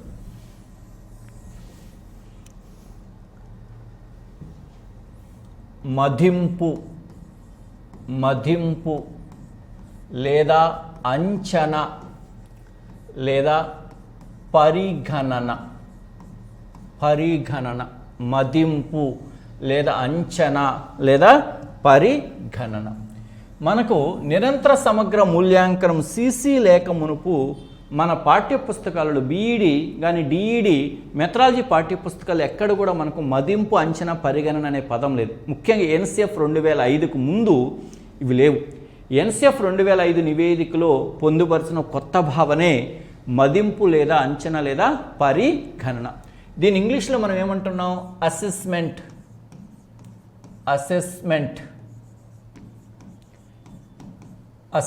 అంట. దీన్ని మదింపు అన్నా, అంచనా అన్నా, పరిగణన అన్నా కూడా ఒకటే.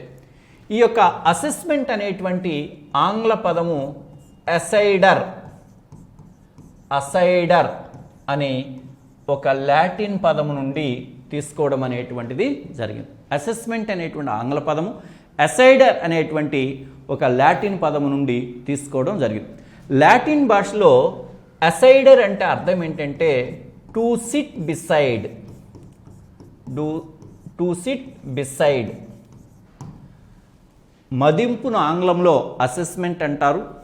అసెస్మెంట్ అనేటువంటి ఆంగ్ల పదము అసైడర్ అనేటువంటి లాటిన్ పదము నుండి వచ్చినది. లాటిన్ భాషలో అసైడర్ అంటే అర్థం టు సిట్ బిసైడ్. అంటే దీని అర్థం ఏంటంటే ఉపాధ్యాయుడు లేదా టీచర్, ఉపాధ్యాయుడు విద్యార్థి ప్రక్కనే ఉండి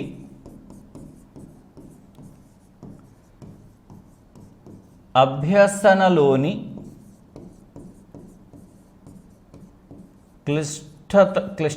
క్లిష్టతలను తొలగించడానికి తగిన సహాయం చేయడం అనేటువంటి అర్థం.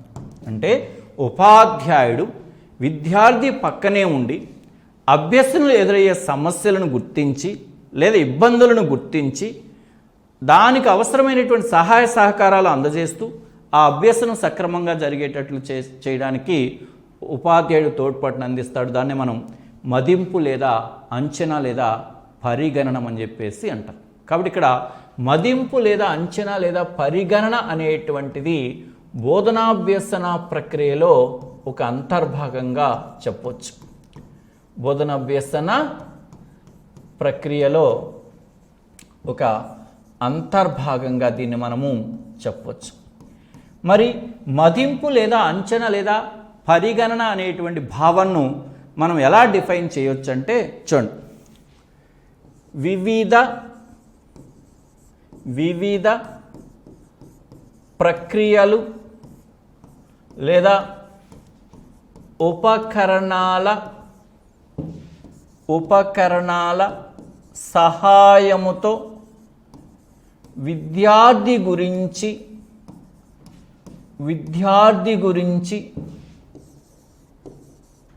తెలుసుకోవడానికి చేసే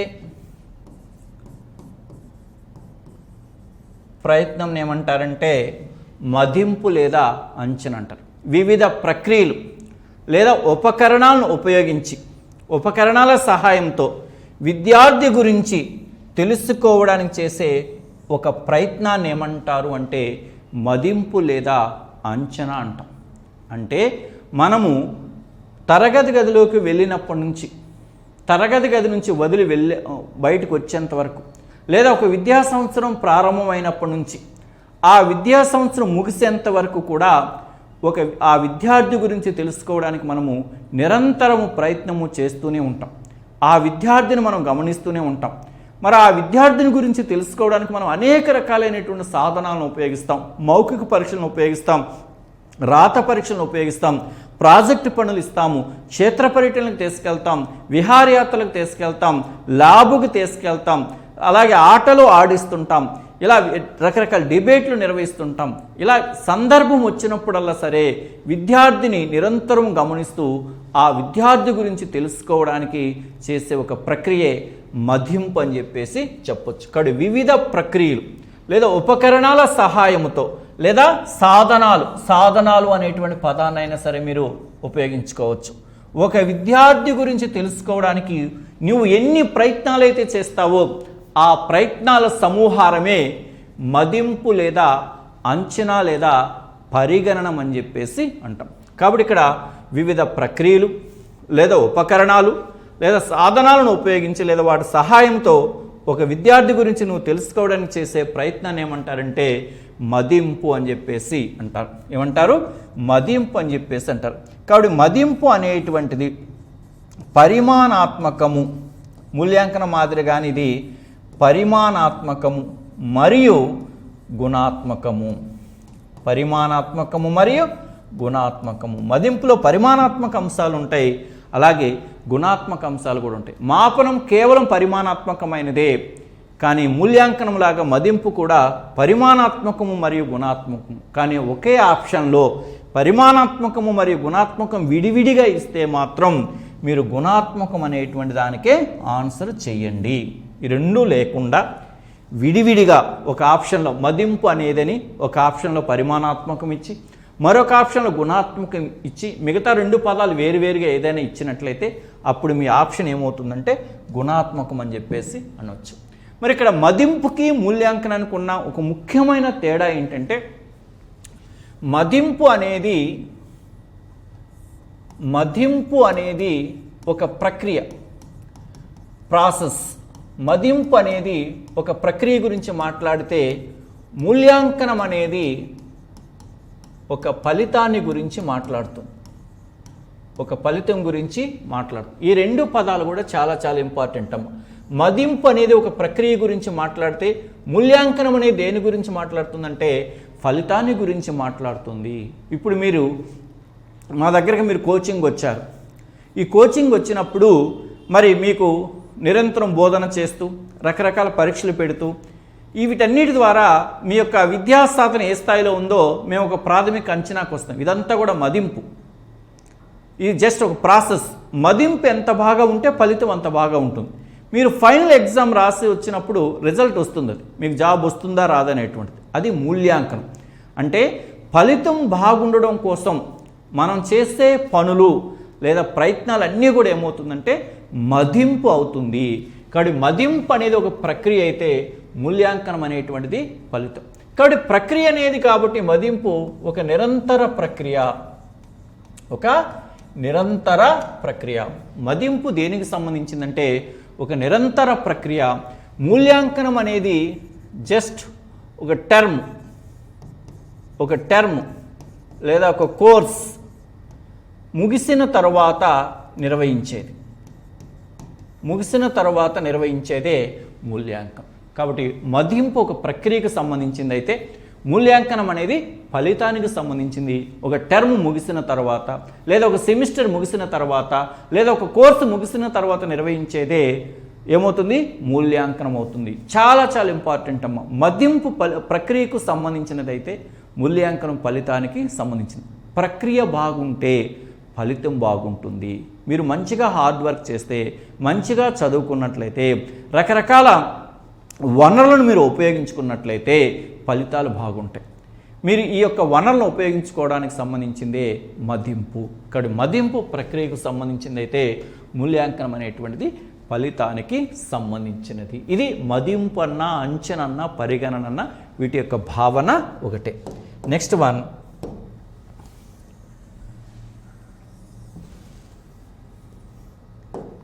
చూడండి.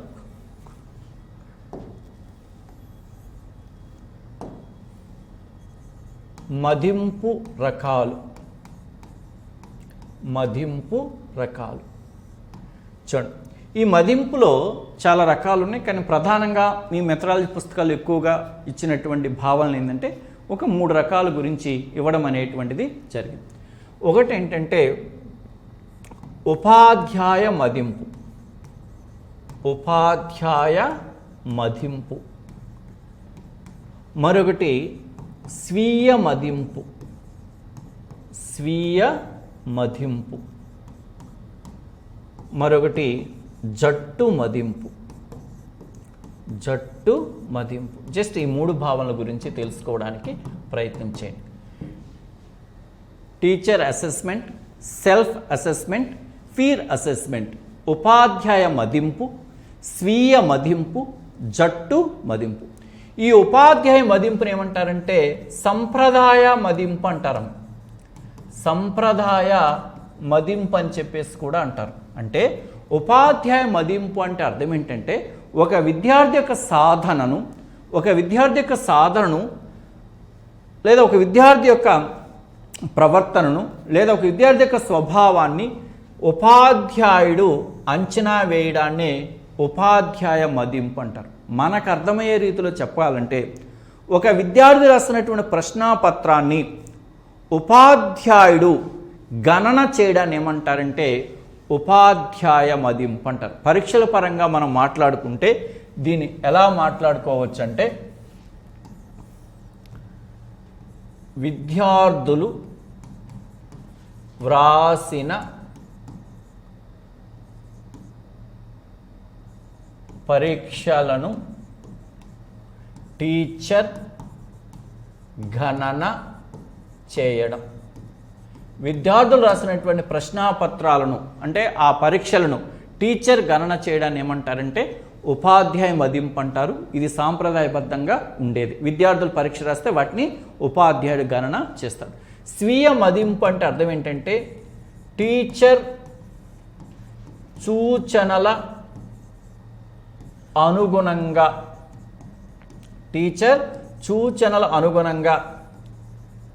విద్యార్థులే స్వయంగా తమ ప్రశ్నాపత్రాలను గణన చేయడం. టీచర్ సూచనల అనుగుణంగా టీచర్ కొన్ని ఇన్స్ట్రక్షన్స్ ఇస్తాడు.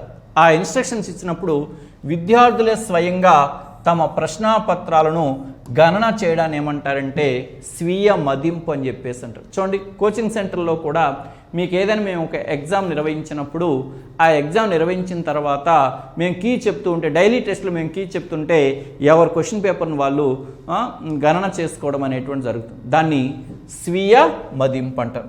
నెక్స్ట్ వన్ జట్టు మదింపు అంటే అర్థం ఏంటంటే విద్యార్థులు జట్టు కృత్యాలలో పాల్గొన్నప్పుడు చేపట్టే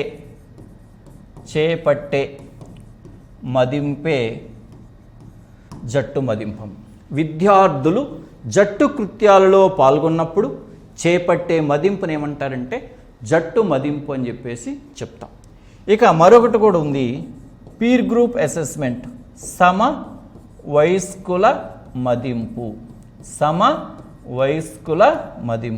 పీర్ గ్రూప్ అసెస్మెంట్. చూడండి, సమవయస్కుల మదింపు అంటే అర్థం ఏంటంటే ఒక విద్యార్థి ప్రశ్నాపత్రాన్ని వేరొక విద్యార్థి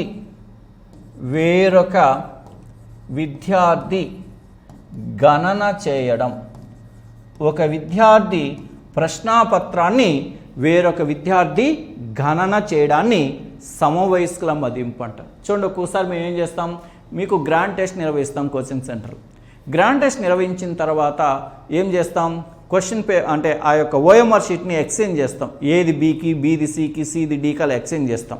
అప్పుడు మేము కీ చెప్తుంటే మీరు దాన్ని మార్క్స్ వేయడం అనేటువంటిది జరుగుతుంది. దాన్ని సమవయస్కుల మదింపు అని చెప్పేసాను. జస్ట్ ఒక స్టేట్మెంట్ ఇచ్చి ఇది ఏ రకమైన మదింపు అంటారు. చూడమ్మా, సింపుల్ మనకు అర్థమయ్యే భాషలో చెప్పాలంటే విద్యార్థులు రాసినటువంటి ప్రశ్నాపత్రాలను ఉపాధ్యాయులు కానీ గణన చేస్తే దాన్ని ఉపాధ్యాయ మదింపు అంటారు. ఒక విద్యార్థి రాసినటువంటి ప్రశ్నాపత్రాన్ని ఎవరికి వాళ్ళు ఎవాల్యూషన్ అంటే గణన చేస్తే దాన్ని స్వీయ మదింపు అంటారు. విద్యార్థులు జట్టు కృత్యాల్లో పాల్గొన్నప్పుడు వాటిని మదింపు చేస్తే జట్టు మదింపు అంటారు.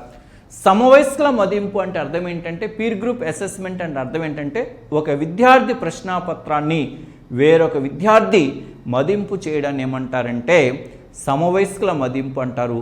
సమవయస్కుల మదింపు వలన ఉపయోగం ఏంటంటే విద్యార్థులలో సృజనాత్మకత వెళ్ళవిర్చడానికి అవకాశం ఉంటుంది. అంటే ఒక విద్యార్థి రాసినటువంటి ప్రశ్నాపత్రాన్ని మరొక విద్యార్థి గమనించడం ద్వారా ఆ విద్యార్థి రాసినటువంటి విషయాల ద్వారా కొత్త కొత్త విషయాలు తెలుసుకోవడానికి అవకాశం అనేటువంటిది ఉంటుంది. కాబట్టి ఇక్కడ స్వీయ మదింపులైనా సరే సమవయస్కుల మదింపులైనా సరే ఇవి రెండు కూడా ఉపాధ్యాయుడు ఇచ్చేటువంటి సూచనలు, సలహాలు, మార్గదర్శకత్వం మీద ఆధారపడే మదింపు అనేటువంటిది జరుగుతుంది. ఇవి మదింపులో ఉండేటువంటి 4 ముఖ్యమైనటువంటి రకాలు: ఉపాధ్యాయ మదింపు, స్వీయ మదింపు, జట్టు మదింపు, సమవయస్కుల మదింపు అని.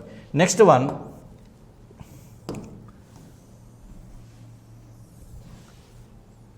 చూడండి. నెక్స్ట్ మదింపు ఉపగమాలు.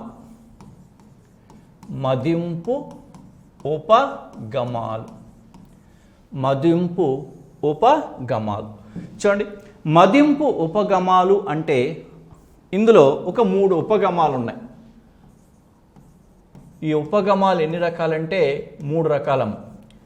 Assessment as learning,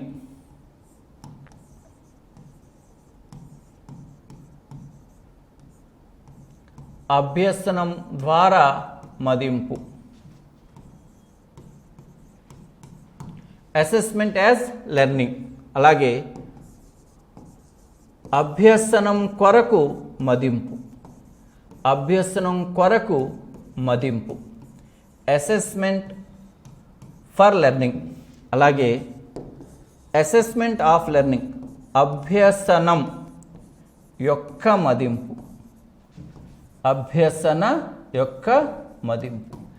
assessment as learning, assessment as learning, assessment for learning, assessment of learning.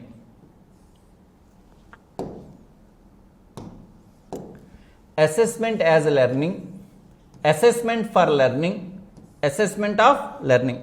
ఒక్కొక్కసారి ఇక్కడ ఈ యొక్క అనేటువంటి పదం లేకుండా అభ్యసనం యొక్క అభ్యసనం మదింపు అని చెప్పేసి అంటే యొక్క అంటే ఇక్కడ ఆఫ్, అసెస్మెంట్ ఆఫ్ లెర్నింగ్ కొరకు, assessment for learning, assessment as learning, అభ్యసనం ద్వారా మదింపు, అభ్యసనం కొరకు మదింపు, అభ్యసనం యొక్క మదింపు.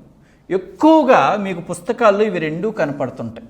అభ్యసనం కొరకు మదింపు, అభ్యసనం యొక్క మదింపు అని చెప్పేసి ఎక్కువగా ఈ రెండు భావనలు మీకు కనపడుతుంది. చాలా చాలా ఇంపార్టెంట్ కాన్సెప్ట్, చాలా సింపుల్, చాలా చాలా ఇంపార్టెంట్. చూడండి, అభ్యసనం ద్వారా మదింపు అంటే అర్థం ఏంటంటే, చూడండి, అసెస్మెంట్ యాజ్ లెర్నింగ్ అంటే అర్థం ఏంటంటే విద్యార్థిలో జరిగేది అభ్యసనమా బోధన అంటే మనం ఏం చెప్తాం?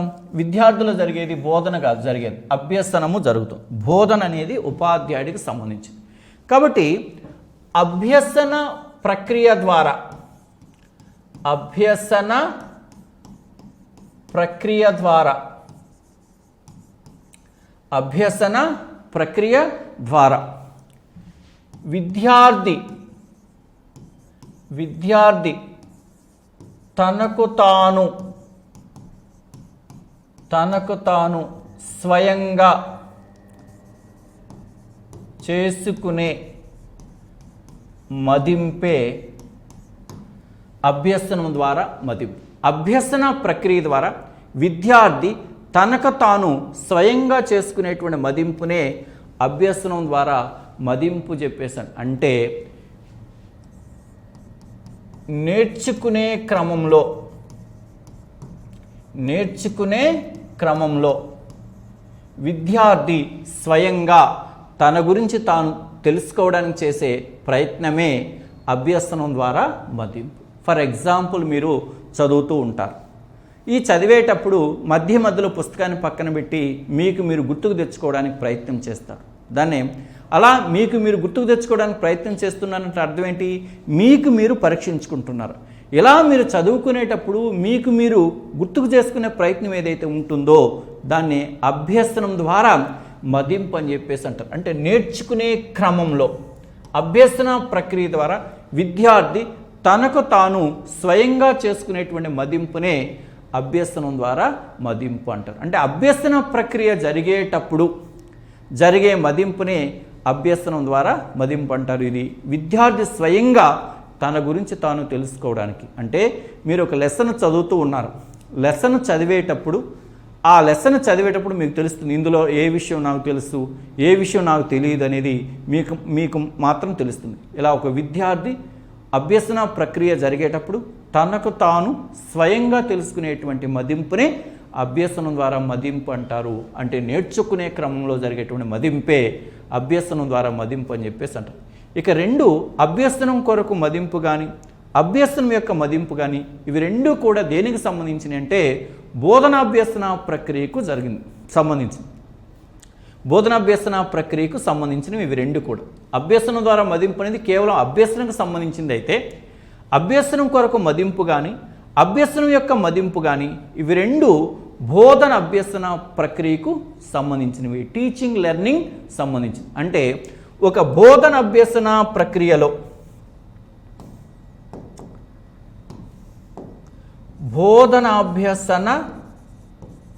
ప్రక్రియలో బోధన అభ్యసన ప్రక్రియలో ఒక 3 అంశాలు ఉంటాయి కదా. ఏంటి ఆ బోధన అభ్యసన ప్రక్రియలో ఉండే 3 అంశాలు?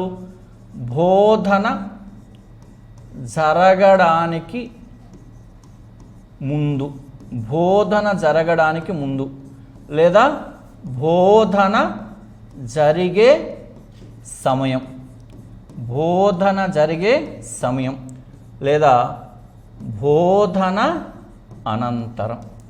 ఇదే కదా. అంటే దీన్నే మనం ఏమంటాం? పూర్వ బోధనా దశ, బోధనా దశ, బోధనాంతర దశ అని చెప్పేసి ఇలా మనం 3 రకాలుగా విడగొడతాం కదా. బోధన జరగడానికి ముందు, బోధన జరిగే సమయం, బోధన అనంతరం. అంటే ఇప్పుడు ఫర్ ఎగ్జాంపుల్ మనకు అర్థం కావడం కోసం, వంట చేయడానికి ముందు, వంట చేసేటప్పుడు, వంట చేసిన తరువాత.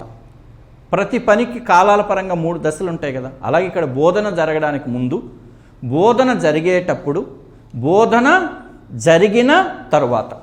ఇక్కడ అభ్యసనం కొరకు మదింపు అనేటువంటి దాంట్లో ఒక ఉపాధ్యాయుడు బోధన జరగడానికి ముందు కానీ, బోధన జరిగే సమయంలో కానీ ఒక విద్యార్థి గురించి తెలుసుకోవడానికి చేసే ప్రయత్నాన్ని అభ్యసనం కొరకు మదింపు అంటారు.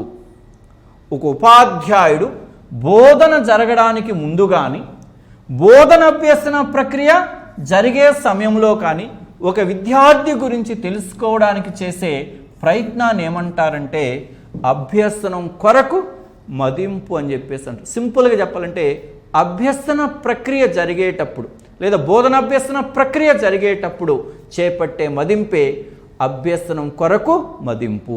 బోధనాభ్యసన ప్రక్రియ జరిగేటప్పుడు, బోధనాభ్యసన ప్రక్రియ జరిగేటప్పుడు చేపట్టే మదింపుని ఏమంటారంటే అభ్యసనం కొరకు మదింపు అంటారు. మరి బోధనాభ్యసన ప్రక్రియ జరిగిన తరువాత లేదా ముగిసిన తరువాత, బోధనాభ్యసన ప్రక్రియ ముగిసిన తరువాత, బోధనాభ్యసన ప్రక్రియ ముగిసిన తరువాత చేపట్టే మదింపునే అభ్యసనం యొక్క మదింపు అంటే. సింపుల్గా చెప్పాలంటే ఒక ఆహార పదార్థాన్ని వండేటప్పుడు దాని టేస్ట్ ఎలా ఉందో మనం మధ్య మధ్యలో టేస్ట్ చూస్తూ ఉంటాం. దాన్నే అభ్యసనం కొరకు మదింపు అంటారు. మధ్య మధ్యలో ఎందుకు టేస్ట్ చేస్తుంటాం? దాని రుచిని పెంచడం కోసం. ఏది తగ్గింది, ఏది ఎక్కువైంది దాన్ని బట్టి మధ్య మధ్యలో మనం యాడ్ చేస్తూ ఉంటాం పదార్థాలు. అలాగే ఒక విద్యార్థికి మనం బోధన చేసేటప్పుడు ఆ విద్యార్థిలో అభ్యసనం బాగా జరగడం కోసం మనం మధ్య మధ్యలో విద్యార్థి గురించి తెలుసుకుంటూ అవసరమైన మార్పులు చేర్పులు చేపడుతూ ఉంటాం. కాబట్టి అభ్యసనం జరగడానికి అది దోహదపడుతుంది. కాబట్టి బోధనాభ్యసన ప్రక్రియ జరిగేటప్పుడు చేపట్టే మదింపు అభ్యసనం కొరకు మదింపు అయితే, బోధనాభ్యసన ప్రక్రియ జరిగిన తర్వాత చేపట్టే మదింపే అభ్యసనం యొక్క మదింపు. కాబట్టి ఇక్కడ అభ్యసన కొరకు మదింపులో ముఖ్యంగా చెప్పాలంటే మూల్యాంకన పరంగా చూస్తే లోప నిర్ధారణ మూల్యాంకనం, అలాగే రూపణ లేదా నిర్మాణాత్మక మూల్యాంకనం అంతా కూడా దేని కిందకు వస్తుందంటే అభ్యసనం కొరకు మదింపు కిందకు వస్తుంది. తర్వాత మనం మాట్లాడుకుంటాం వాటిని మూల్యాంకన రకాల్లో. లోప నిర్ధారణ మూల్యాంకనం కానీ రూపణ లేదా నిర్మాణాత్మక మూల్యాంకనం దేనికి వస్తాయంటే అభ్యసనం కొరకు మదింపులోకి వస్తాయి. అభ్యసనం యొక్క మదింపులోకి వచ్చేవి ఏంటంటే సంకలన లేదా సంగ్రహణాత్మక, సంకలన లేదా సంగ్రహణాత్మక సమ్మేటివ్ ఎవల్యూషన్. సమ్మేటివ్ ఎవల్యూషన్ అంటే త్రైమాసిక, అర్ధవార్షిక, వార్షిక పరీక్షలన్నీ కూడా అసెస్మెంట్ ఆఫ్ లెర్నింగ్, అభ్యసనం యొక్క మదింపు అని చెప్పేసి. కాన్సెప్ట్ చాలా ఈజీ, చాలా ఇంపార్టెంట్. అభ్యసనం కొరకు మదింపు అంటే అర్థం ఏంటి? అభ్యసన ప్రక్రియ జరిగేటప్పుడు చేపట్టే మదింపు. అంటే అభ్యసన ప్రక్రియ జరిగేటప్పుడు ఒక విద్యార్థి గురించి తెలుసుకోవడానికి నువ్వు ప్రయత్నం చేస్తే అది అభ్యసనం కొరకు మదింపు అవుతుంది. అంటే బోధన చేసేటప్పుడు ఒక విద్యార్థి గురించి తెలుసుకోవడానికి చేసే ప్రయత్నం. బోధన ముగిసిన తర్వాత ఒక విద్యార్థి గురించి తెలుసుకోవడానికి చేసే ప్రయత్నమే అభ్యసనం యొక్క మదింపు. మూల్యాంకనాల పరంగా వస్తే లోప నిర్ధారణ మూల్యాంకనం కానీ రూపణ లేదా నిర్మాణాత్మక మూల్యాంకనం రెండూ కూడా అభ్యసనం కొరకు మదింపులో భాగాలు అవుతాయి. అలాగే సంకలన మూల్యాంకనం అనేది అభ్యసనం యొక్క మదింపులో భాగము అవుతుంది. ఇది మదింపు ఉపగమాలు అనేటువంటి. కాబట్టి ఈ రోజుతో మనము మూల్యాంకనంలో మొదటి భాగమైనటువంటి మూల్యాంకన భావన గురించి మాత్రమే మనం మాట్లాడుకున్నాం. కాబట్టి ఇక్కడ నికష అంటే ఏమిటో చెప్పుకున్నాం, పరీక్ష అంటే ఏంటో చెప్పుకున్నాం, మాపనం అంటే ఏంటో చెప్పుకున్నాం, మూల్యాంకనం అంటే ఏంటో చెప్పుకున్నాం, మదింపు అంటే ఏంటో కూడా చెప్పుకున్నాం. ముఖ్యమైనటువంటి భావనల గురించి మనం మాట్లాడుకోవడం జరిగింది. రేపటి వీడియోలో మూల్యాంకనంలో మరొక ముఖ్యమైనటువంటి అంశాన్ని గురించి మాట్లాడుకుందాం. మరి I wish you all the best. Thank you.